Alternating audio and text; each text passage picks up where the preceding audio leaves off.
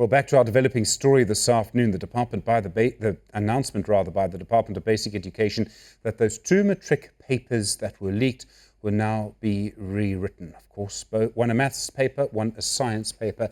They'll be rewritten on the 15th and 17th of December, the Tuesday and the Thursday. The teaching union NAPTOSA's president, Nkosiphendule Ntantala, joins us now. Mr. Ntantala, good afternoon to you, sir. Thank you for speaking to us at short notice. Your reaction to this decision by the minister, is it the right thing to do to rewrite these papers? Thank you, Steve. Good afternoon to you and the viewers. We understand it is about the credibility and the integrity of the examination. But as a union, we are hesitant to have every learner get punished, to have to rewrite the examination. Our view has been that at the least, those learners that were confirmed to have received the paper must be caused to rewrite the examination. But the explanation by the minister is now that Malusi is adamant that there must be a national rewrite. Well, the minister seemed to suggest in her briefing, as I understood it, that they can't actually tell who saw the paper in advance and who didn't. And this is the problem with WhatsApp groups. They move information around so quickly. Yes, that's what the minister has suggested in her briefing, that they can't convincingly say who received the paper and who did not. But if you look at the numbers, about 195 learners received, or rather are assumed to have received the maths paper too, out of 390 plus learners.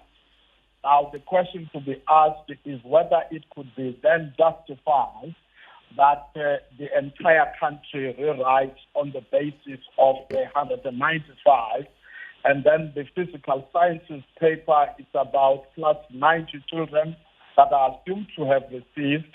And again, the numbers, if you compare them, it somehow sounds a bit overboard. So just to be clear then, are you suggesting as NAPTOSA that this might be the wrong decision by the ministry? We don't believe that it is an appropriate decision, but however, we accept the explanation that she has made on the basis of the credibility and the integrity of the exam. Okay. The next question, of course, is this is going to affect your members. Now, I realize that when schools close, that doesn't actually mean teachers go home for the year. They often stay on. Is this going to affect the program, the calendar for teachers? Presumably it will, because now we're going to have, I think for the first time in our history, an exam written after the 16th of December. Of course, it's going to affect our members and the learners as well.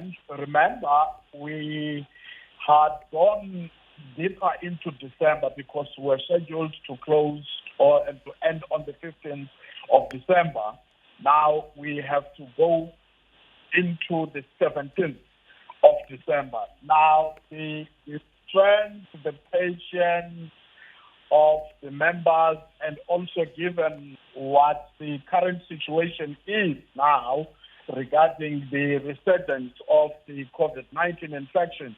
So it's going to cause a lot of discomfort here and there.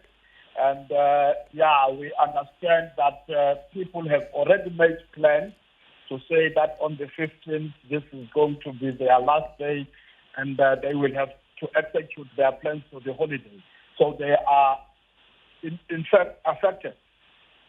I realize it's early days. You would have seen the briefing as we did just sort of half an hour ago now.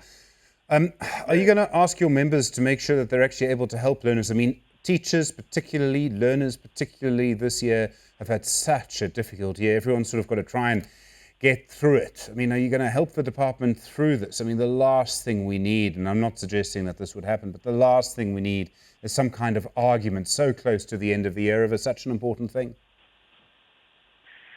At this stage, I can't determine what the course of action is going to be because I still have to be in consultation with the National Standing Committee to determine what course of action we would take. But what I can say as of now is that in the event that it appears that there is nothing that can be done except to have everybody rewrite, we would have to ask our members to assist that process. It's a very difficult process. It obviously leads to questions about the integrity of the exam system. From what we understand, at least one of the leaks may have come from one of the companies, one of the people who was involved in printing the exam. I mean, obviously the department has to have another whole look at that system.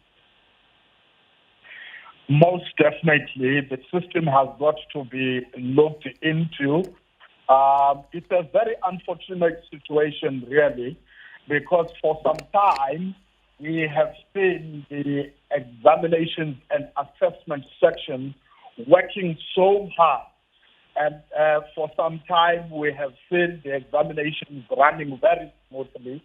It is unfortunate that at this time, during this year of COVID-19, we said we have such unfortunate leaks. So difficult to do. I mean, there's so many different things that need to be sorted out now. We were only expecting matric results, I think, to come in February next year. It really shows you how things have changed this year.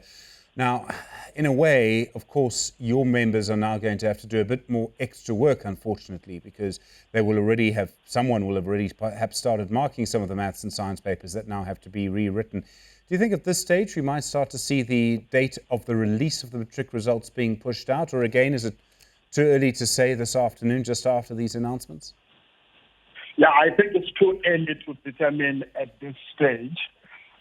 But listening from the brief that the minister was giving, the intention is that when the results are released, there must not be that much of a gap between the targeted days, and that all the learners must receive the results at the same time.